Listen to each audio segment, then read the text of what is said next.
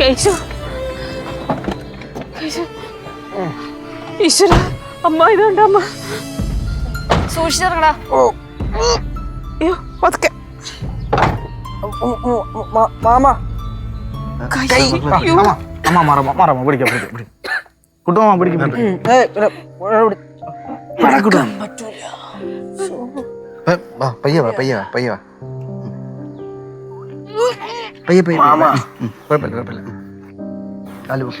നടക്കാൻ പറ്റില്ല, പൊക്കിക്കൊണ്ട് പോടാ. പൊക്കിയെടുത്താലോ? എടുത്തോണ്ട്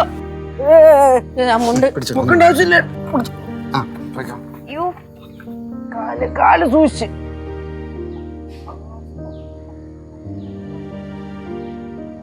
എന്നാ പോട്ടെ. കുട്ടുമാമ ഞാനും പോട്ടാ, വീട്ടിൽ അന്വേഷിക്കുന്നുണ്ട്. ഇത് അവന്റെ വാച്ചാണ്, എന്തേലും ആവശ്യം ഉണ്ടെങ്കിൽ വിളിക്കണം കുട്ടുമാമ. ശരി അമ്മ. വേറെ എന്തെങ്കിലും കയ്യിലുണ്ടോ? ഇല്ല ഇല്ല ഇല്ല മാമ, നോക്കിക്കൊള്ളേ. മോനെ ടാബ്ലറ്റ് കൃത്യമായിട്ട് കഴിക്കണം, അല്ലെങ്കിൽ മുറിവ് ഉണങ്ങൂല. ആ മക്കളെ, കുറച്ച് കഞ്ഞി കുറച്ചായിട്ട് കൊടുത്താൽ മതി. കഴിക്കാൻ പറ്റൂലടാ?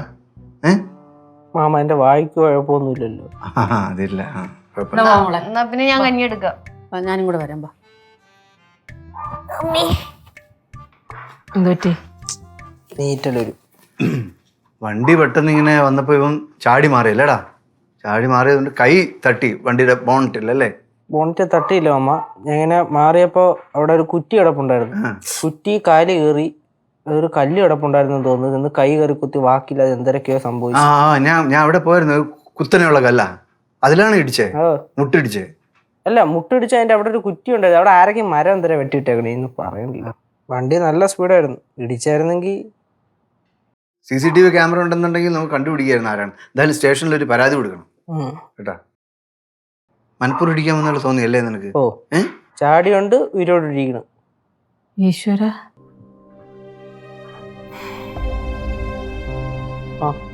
എന്താ മോനെ? അച്ഛൻ എവിടെ? അച്ഛൻ വരൂലേ? അച്ഛൻ വരണം. അച്ഛൻ വരും വരും. വിളിക്കാം അച്ഛനെ കേട്ടോ. കിടക്കണം മക്കൾക്ക്. കുറച്ച് നേരം.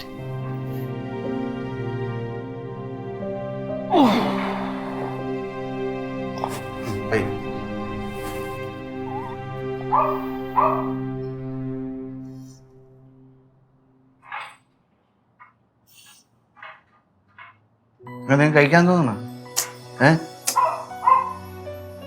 കുറച്ചേരം കിടന്നുറങ്ങും. വേദനയുണ്ടോ മോനെ? അച്ഛൻ വന്നാലേ ശരിയാവുള്ളൂ.